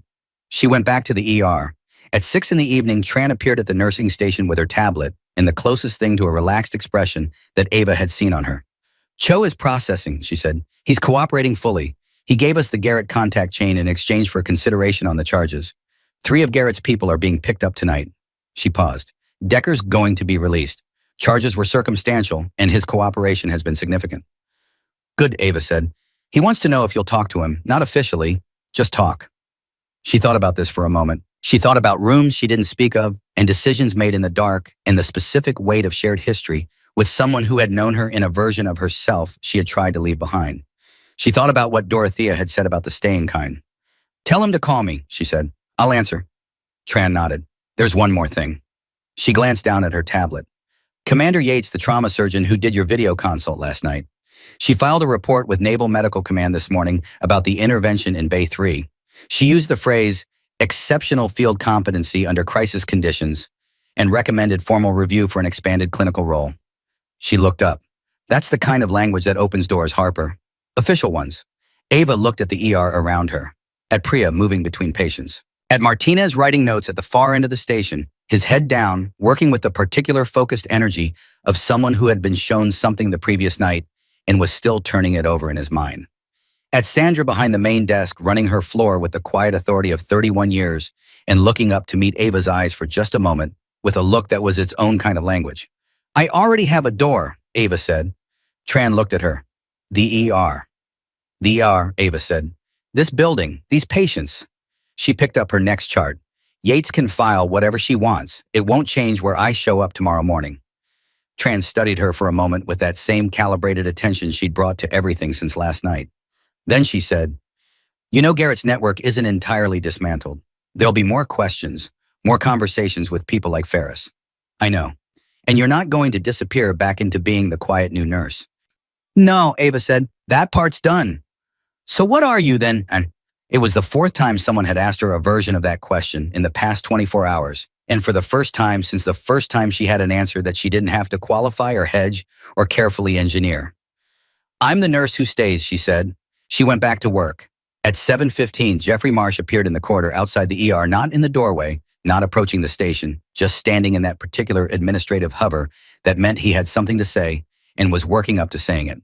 When Ava came around the corner and saw him, she stopped. He looked at her. He had the face of a man who had spent 8 hours adjusting his understanding of something fundamental and had arrived at a conclusion that surprised him. "The board wants to speak with you," he said. "Want a review, a conversation about expanding the ER crisis protocol, incorporating skills that turned out to be present in this building that we didn't formally account for." "You want to formalize what I did last night," she said. "I want to make sure that if something like last night happens again, the hospital's response is structured around what actually works instead of what's written in a manual that hasn't been updated in 11 years. He said it with the specific discomfort of a man who was being more honest than he was accustomed to being with a subordinate. "You were right yesterday about the gaps, about the protocols failing before you made a single decision." He paused. "I don't like being wrong, but I dislike it less than the alternative, which is being wrong again." She looked at him. She thought about what it cost a man like Jeffrey Marsh to stand in a corridor and say that, and she gave it the credit it deserved, which was not nothing. "Schedule the meeting," she said. "I'll be there." He nodded once and walked away with the relieved efficiency of someone who had delivered a difficult thing and was glad to have it behind him. Sandra appeared beside her, as Sandra had a habit of appearing, arriving exactly when something had just happened, with the expression of someone who had probably been within earshot and was not apologizing for it. "He came to me first," she said, "an hour ago, asked me what I thought about proposing an expanded crisis role for you." "What did you tell him?" "I told him she already has a role. He wants to know if she's willing to add to it." Sandra looked at her. "Are you, Ava thought about the question, the way she thought about all the things that had been asked of her in the last 24 hours, directly without flinching, without making the answer smaller than it was. She thought about what it meant to be the person she actually was, in the building she had actually chosen, doing the work she had actually come here to do, without the weight of a hidden version of herself pulling against every step. She thought about Daniel Reyes, who would walk out of this building on his own feet, about Warren Cole, who would stand before a grand jury in 11 days and say what needed to be said, about Dorothea, who would go home tomorrow and finish her crossword and probably send the ER a thank you note in the specific handwriting of a woman who had spent 34 years teaching children that the written word mattered, about Martinez, who would carry what he'd learned in Bay 3 into every emergency room he ever stood in for the rest of his career. She thought about Decker, who had spent 8 months in the dark and had come through the other side of it, still pointing in the right direction. She thought about what the staying kind looked like when it stopped hiding and just stayed. "Yes," Ava Harper said, "I'm willing." And in the full clear light of everything she had been and everything she had chosen and everything she was no longer afraid to be, she picked up her chart and she walked back onto her floor and she got back to work.